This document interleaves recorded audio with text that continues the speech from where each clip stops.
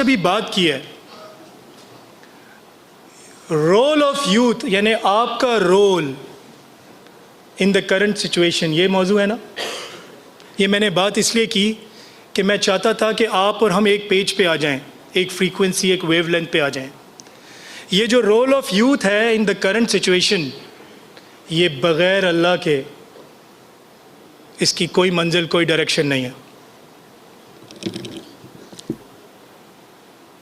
बग़ैर अल्लाह के इसकी कोई मंजिल, कोई डायरेक्शन नहीं है। यूथ किसे कहते हैं? According to United Nation, it is a transition period between childhood and maturity. It is a age between 15 years and 25 years, 24 years। तो आप उनको यूथ कहते हैं। यूथ क्या है? What is youth? मैं आपको सामने देख रहा हूँ, मुझे क्या नज़र आ रहा है? सबसे पहले नज़र आ रही है होप। क्या नज़र आ रही है? I can see it. क्या नज़र आ रहा है? The current, the energy. ये जो एनर्जी है, दिस इज़ यूथ। ये जो स्पार्क है, दिस इज़ यूथ। ये जो प्योरिटी ऑफ थॉट्स हैं, दिस इज़ यूथ। क्योंकि आपकी थॉट्स, आपकी सिंसेरिटी इस एज के अंदर प्योर होती है, तो मुल्क से मोहब्बत, दीन से मोहब्बत नेचुरली आती है। देखिए, जो दुनिया में स्मार्ट नेशंस हैं ना, प्रोग्रेसिव नेशंस हैं आज, उन स्कैंडिनेवियन कंट्रीज़ में उनके पास ना ऑयल था, ना गैस था, ना कोई नेचुरल रिसोर्सेज थे, ना पोर्ट था। उनके पास एक ही चीज़ थी। वो क्या चीज़ थी? उनकी ह्यूमन रिसोर्स, यूथ। उन्होंने क्या किया? अपनी यूथ में इन्वेस्ट किया, उनको एजुकेट किया, उनको ट्रेन किया, और आज वो दुनिया की प्रोग्रेसिव और लीडिंग नेशन बन गए। हमारे साथ अनफॉर्चुनेटली क्या हुआ? आज पाकिस्तान में 34% of the population is youth under 25 years। आज पाकिस्तान में कितने percent? 34% of the population is under 25 years, यानी तकरीबन 7 करोड़ लोग 25 साल से कम उम्र हैं। 11 करोड़ लोगों के पास they are living below poverty line. ये इतनी बड़ी ह्यूमन रिसोर्स थी जिसको पिछले 70 सालों से, अप्रॉक्सीमेटली 7 decades से, हमारी गवर्नमेंट के फेलियर्स की वजह से, हमारे ये टैलेंट, हमारी ये रिसोर्सेज, हमारी ये एनर्जी, हमारी ये जो स्पार्क था, ये जो करंट था यूथ का, ये एबिलिटीज़, ये वेस्ट होती जा रही हैं।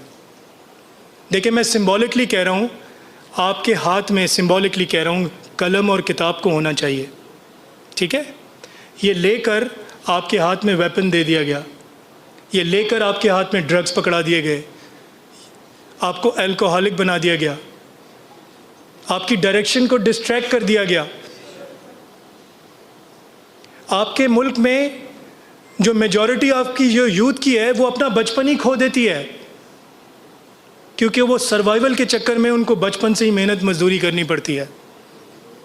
बहुत कम लोग हैं जो मारूफ साहब की तरह, कि जिनको अल्लाह मौका देता है, जिनके अंदर ट्रमेंडस फाइटिंग स्पिरिट और विल होती है और नीयत अच्छी होती है, तो उनको अल्लाह निकाल देता है।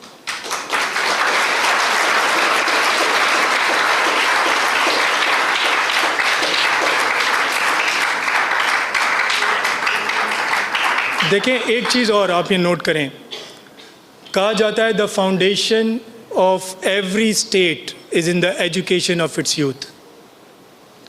आज मैं जानता हूँ there are lot of confusions in your mind, ठीक है? और इसमें आपका कसूर नहीं है, इसमें उन लोगों का कसूर है जिनकी आप जिम्मेदारी थे, जिसमें सबसे पहले स्टेट है। इसमें कसूर ये है कि कुछ इंटरनेशनली बहुत कुछ हुआ जा रहा है, कल्चरल इन्वेजन हो रहा है। There was never a war on terror. There was always and there has always been a war of values. War on terror was nothing, just a label.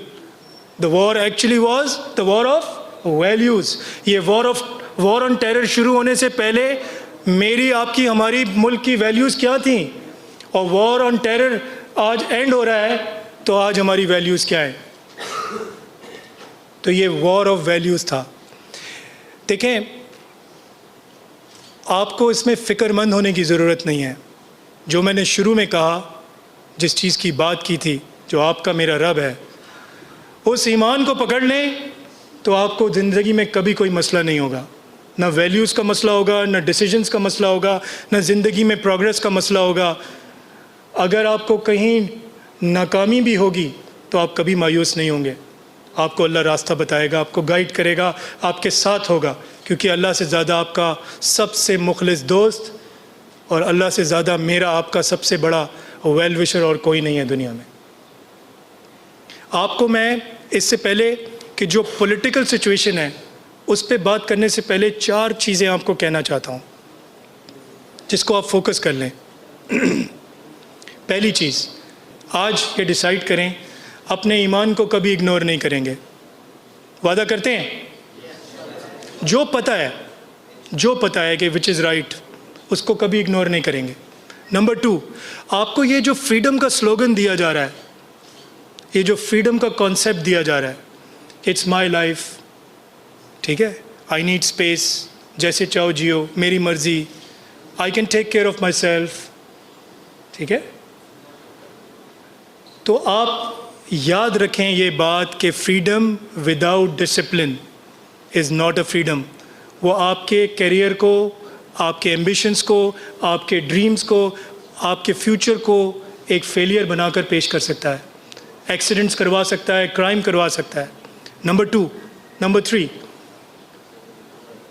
Trust. देखें, आप यहाँ हैं ना, इस कराची में, कराची शहर से आउटस्कर्ट्स पे हैं. आपके माँ बाप का ट्रस्ट है आप पर, आपसे उम्मीदें हैं. कभी भी अपने माँ बाप को लेट डाउन मत करना, क्योंकि इंसान बुलंदी से गिर सकता है और उठ सकता है, नज़र से गिरने के बाद कभी नहीं उठता. तो ट्रस्ट मत तोड़ना. सबसे वैल्यूएबल चीज़ औलाद और माँ बाप के रिलेशनशिप के दरमियान जो है वो ट्रस्ट है. सच बोलना उनसे, उनको हमेशा कॉन्फिडेंस में लेना, शेयर करना उनसे. नंबर 4, लास्टली, आपका कमिटमेंट. आपका जो कमिटमेंट आपके अपने साथ है, अपनी एजुकेशन के साथ है, अपने करियर के साथ है, अपने ड्रीम्स के साथ है. कुछ भी हो जाए, बी अ फाइटर, उसको टूटने नहीं देना, लड़ना.